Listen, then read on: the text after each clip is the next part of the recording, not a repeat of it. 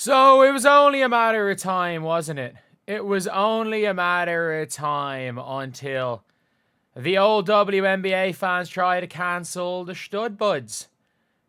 Like, reality is that these are straight up. These are straight up like the most entertaining duo in the WNBA, and the great thing about them is they are just entertaining. They're all about positivity. They're all about all this stuff.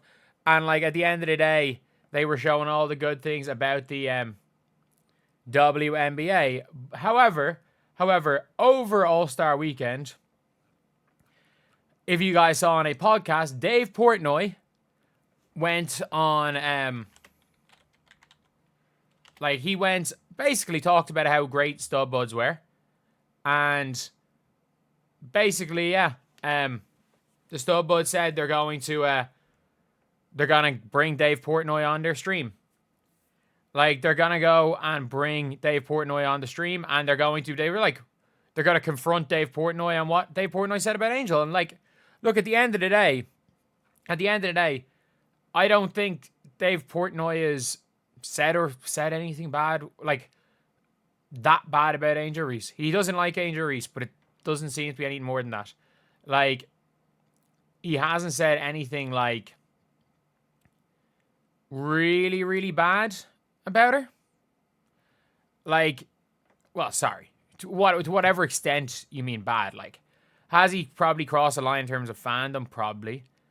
But like, the worst thing he said about Angel Reese was that she was a classless piece of shit. And he also called Breanna Power Cassidy a classless piece of shit, who is Irish and from 5 minutes away from 10 minutes away from where I live. He's also called her a classless piece of shit for hitting Caitlin Clark. But at the end of the day, like, the old WNBA fans are trying to cancel these because they're not going to just do whatever the hell they want them to do. Let's be real. No one's going to cancel Angel Reese for some of her podcast guests. Like, some of her podcast guests have equally as bad a reputation as Dave Portnoy. And in reality, some of the stuff that Portnoy said, like, I don't like Dave Portnoy. And this is not even come to defense of Dave Portnoy. But what he has said, other than, like, actually said, not just dumb, idiotic jokes 20 years ago. What Dave Portnoy has actually said when it comes to the WNBA, like, he's not going to say something that bad. You know he's not going to say something that bad. And like, what's the point of policing who people can and can't talk to? And Courtney Williams has essentially gone and clapped back, being like, you're not going to tell me who to talk to. But it doesn't matter. And you've got all the old WNBA, Studbudz, it was fun while it lasted. But I'm like, these same people tried to cancel them because they refused to shit talk Sophie Cunningham on their stream. They refused to let people. They literally refused to let people on their stream, like, call out and criticize other players. And at the end of the day, like, if you want to say, okay, there's a different thing when it comes to they're bringing somebody on that has criticized other players and it goes against that. That's the argument you can make.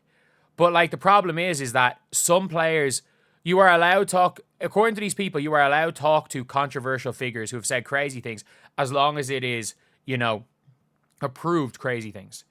Like, you've seen there are still WNBA players that are liking Antonio Brown's post. There are WNBA players themselves that have liked posts about Caitlin Clark, comparing Caitlin Clark to a man.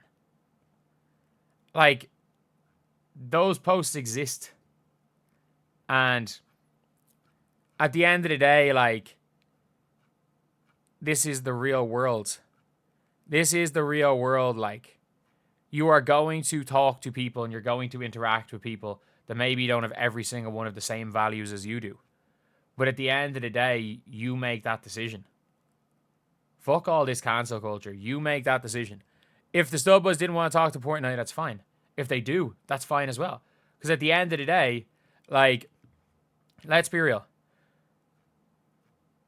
A positive relationship, working relationship with Dave Portnoy can make these two more money than they have ever seen before in their lives. And can set them up for life. But to hold some weird moral high ground to appease WNBA Twitter, who, by the way, are not only not paying their revenue, they're not watching games. These WNBA Twitter people that are so against that, they're not watching games. They're not watching their games. They're probably not watching their streams.